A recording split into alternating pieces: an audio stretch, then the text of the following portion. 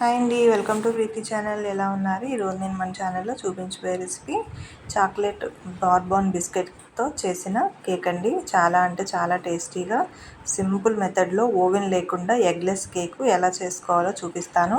Cake మౌల్డ్తో కానీ ఓవెన్తో కానీ ఏమాత్రం పని లేకుండా ఇంట్లో చాలా తేలికగా శ్రమ లేకుండా తక్కువ ఇంగ్రీడియంట్స్తో చాలా సింపుల్ అండ్ టేస్టీ కేక్ని ఇలా చేసుకోవచ్చు. ఎందుకు ఆలస్యం, వీడియో స్కిప్ చేయకుండా లాస్ట్ వరకు చూసేయండి. మరి కొత్తగా చూస్తున్నట్లయితే ప్లీజ్ సబ్స్క్రైబ్ మై ఛానల్. ముందుగా నేను ఓరియో బిస్కెట్స్తో కూడా చేయొచ్చు, కానీ నేను బోర్బన్ బిస్కెట్స్తో చేశానండి. చూడండి, ఇట్లా బోర్బన్ బిస్కెట్స్ ప్యాకెట్కి వచ్చేటప్పటికి 8 బిస్కెట్స్ ఉన్నాయండి. మొత్తం 5 ప్యాకెట్స్ తీసుకున్నాను నేను, 10 రూపీస్ ప్యాకెట్స్. చూడండి, ఇట్లా బోర్బన్ బిస్కెట్స్ని 5 తీసుకున్నా. ముందుగా ఈ బోర్బన్ ప్యాకెట్స్లో బిస్కెట్స్ అన్నీ కూడా ఇట్లాగా ఓపెన్ చేసేసి పెట్టుకోవాలి. బిస్కెట్స్ అన్నీ ఇలా ప్లేట్లో తీసుకున్నాను. చూడండి, 5 ప్యాకెట్స్కి ఇన్ని బిస్కెట్స్ వచ్చినాయి.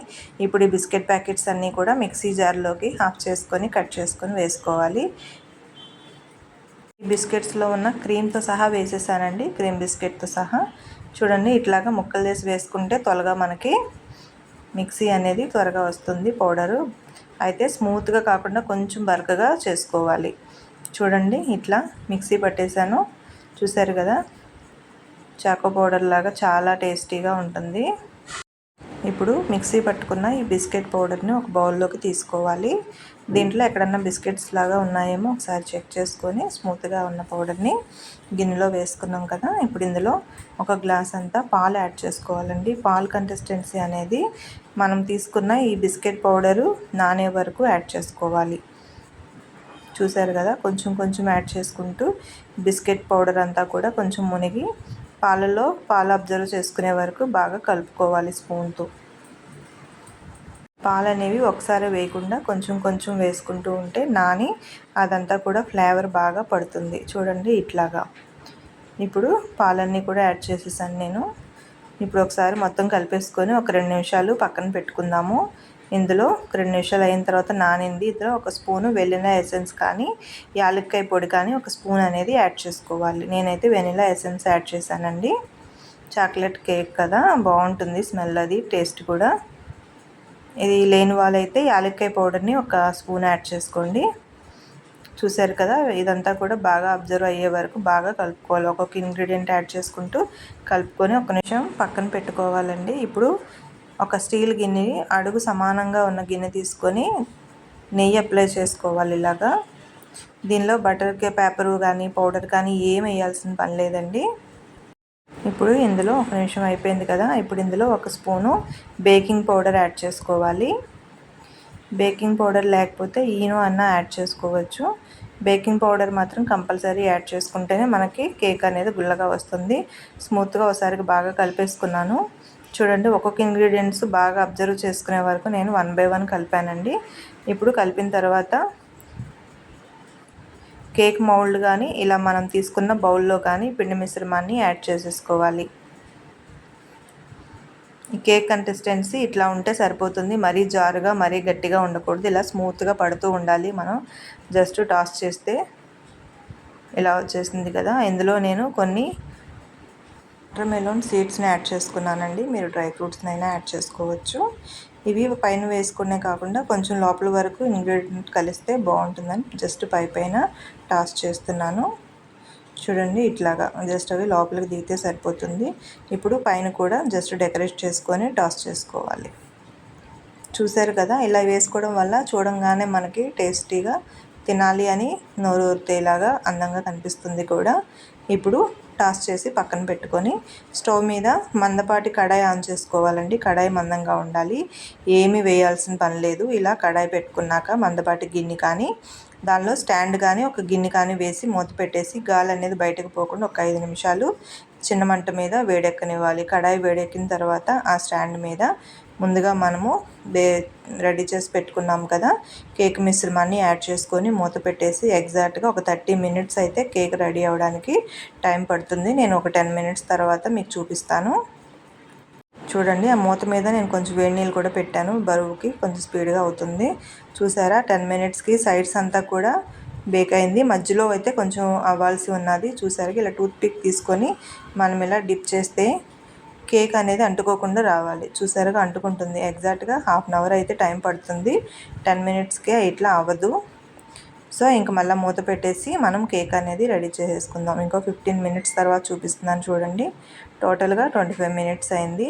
కేక్ అంతా కూడా రెడీ అయిపోయింది. ఇప్పుడు ఒక 5 మినిట్స్ ఆగి స్టవ్ ఆఫ్ చేసుకుంటే సరిపోతుంది.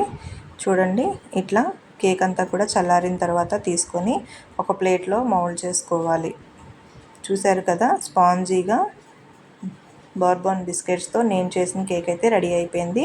నెక్స్ట్ చాక్లెట్స్ తీసుకోవాలి. ఇవి ఇంట్లో చేసిన హోమ్ మేడ్ చాక్లెట్స్ అండి. వాటిని కొంచెం వాటర్ వేసి దగ్గరగా క్రీమీలాగా చేసుకోవాలి. అవి త్వరగా మెల్ట్ అవ్వడానికి జస్ట్ ఒక 2 మినిట్స్ స్టవ్ ఆన్ చేసి సిమ్లో పెడితే ఇట్లా క్రీమీగా స్ట్రక్చర్ అనేది తయారైపోయింది. ఇందులో కొంచెం పాలు యాడ్ చేసుకొని బబుల్స్ లేకుండా బాగా కలుపుకోవాలి. చాకో పౌడర్ అయినా సరే మీరు యాడ్ చేసుకోవచ్చండి. ఒక స్పూను కార్న్ఫ్లోర్ యాడ్ చేసుకోవాలి. చాక్లెట్ అంతా కూడా బాగా కలిసిపోయింది కదా. ఇప్పుడు కార్న్ఫ్లోర్ మిశ్రమాన్ని వేసి ఉండలు లేకుండా, ఎక్కడ బబుల్స్ అనేవి లేకుండా స్మూత్ కన్సిస్టెన్సీ వచ్చే వరకు బాగా కలుపుకోవాలి. చూసారు కదా, ఈ క్రీమ్ అనేది మీరు కావాలంటే చేసుకోవచ్చు, లేదంటే డైరెక్ట్గా కేక్ని సర్వ్ చేసుకోవచ్చు. నేనైతే ఇట్లా క్రీమీ స్ట్రక్చర్ కూడా ఉంటే బాగుంటుందని పైన చేస్తున్నాను. ఇందులో పౌడర్ అంతా కలిసిపోయిన తర్వాత ఒక స్పూన్ షుగర్ యాడ్ చేసుకోవాలి. పంచదార యాడ్ చేసుకొని పంచదార అంతా కూడా కరిగే వరకు జస్ట్ అలా కలుపుకొని ఈ మిశ్రమాన్ని స్టవ్ ఆన్ చేసుకొని సిమ్లో పెట్టి ఒక 2 నిమిషాల వరకు స్టవ్ మీద ఉంచితే ఈ మిశ్రమాలన్నీ కూడా క్రీమీ స్ట్రక్చర్లో తయారైపోతుంది. జస్ట్ ఒక 2 మినిట్స్ చాలండి సిమ్లో పెట్టి, లేదా మాడిపోతుంది. చూడండి, ఇట్లా 2 మినిట్స్ తర్వాత స్టవ్ ఆఫ్ చేసుకొని మనం స్మూత్గా కలిపితే ఇట్లాగా క్రీమీ స్ట్రక్చర్ అనేది రెడీ అయిపోయింది. చూసారు కదా, ఇలా ఇప్పుడు ఈ క్రీమ్ చేసుకున్నాము. ఈ క్రీమ్ని నేను చాక్లెట్తోనే ఎందుకు చేశానంటే బిస్కెట్ కేక్ కాబట్టి ఈ చాక్లెట్ క్రీమ్ అయితేనే బాగుంటుంది. చూసారు కదా, ఇలా స్మూత్గా కలుపుకున్నాక ఈ చాక్లెట్ క్రీమ్ని కేక్ అంతా కూడా అప్లై చేసుకోవాలి. అయితే స్మూత్గా స్పూన్తో చేస్తే స్మూత్నెస్ వస్తుందని నేను ఇలాగా ఈ బ్రష్తో ఇలా అప్లై చేసుకున్నాను. లైన్స్ కింద మనకి ఒక డిజైన్ లాగా కూడా వస్తుంది. చూడండి, ఇట్లాగా ఈ కేకు తయారైపోయిందండి. ఇలా మొత్తం అంతా కూడా మనకి నచ్చిన టైప్లో అప్లై చేసుకొని డెకరేట్ చేసుకోవాలి. ఇందులో నేను పైన కొబ్బరి పౌడర్ని యూస్ చేశాను. ఇలా కొబ్బరి తాళ్ళుగా ఉంది కదా, దీన్ని జస్ట్ కనపడటానికి, లేదంటే మీరు డ్రై ఫ్రూట్స్ అన్నా కట్ చేసుకొని వేసుకోవచ్చు. నాకైతే ఇట్లా వేసుకోవాలనిపించి నేను ఇలా డెకరేట్ చేశాను. ఇంకెందుకు ఆలస్యం, మీరు కూడా ఈ కేక్ రెసిపీని ట్రై చేయండి. ఇంట్లో ఏదైనా అకేషన్కి ఇలా స్పెషల్గా ఇంట్లో చాలా సింపుల్ ఇంగ్రీడియంట్స్తో చేసుకోవచ్చు కదండి. ముఖ్యంగా ఎక్కువ శ్రమ పడేది లేదు, ఎక్కువ ఐటమ్స్ కూడా నేను యూజ్ చేయలేదు. చాలా అంటే చాలా టేస్టీగా వచ్చింది, బాగా వచ్చింది. మా అమ్మాయి ఇష్టపడి చేయించుకుంది దగ్గరుండి. అందుకే తనే మొత్తం అంతా కూడా ప్యాటర్న్ రెడీ చేసింది, కట్ చేసి అదిగోండి తనే తీసింది పీస్ కూడా. చూసారా ఎంత స్మూత్గా స్పాంజీగా వచ్చిందో. ఇంకెందుకు ఆలస్యం, ఈ రెసిపీ మీరు కూడా ట్రై చేయండి. ఈ రెసిపీ మీకు ఎలా అనిపించిందో నాకు కామెంట్ చేయండి, మీ ఫ్రెండ్స్కి కూడా షేర్ చేయండి friends. Thank you for watching. కొత్తగా చూస్తున్న వాళ్ళైతే ప్లీజ్ సబ్స్క్రైబ్ మై ఛానల్. 5 నిమిషాలండి ఈ కేక్ కటింగ్ అయ్యేటప్పటికి మొత్తం ఫినిష్ అయిపోయింది. అంత టేస్టీగా అంత బాగా వచ్చింది. మీరు కూడా ట్రై చేయండి. మీ ఇంట్లో వాళ్ళు ఏం కామెంట్ చేస్తారో కూడా నాకు కామెంట్లో తెలపండి. Please like my channel, comment చేయండి. కొత్తగా చూస్తుంటే ప్లీజ్ సబ్స్క్రైబ్ మై ఛానల్.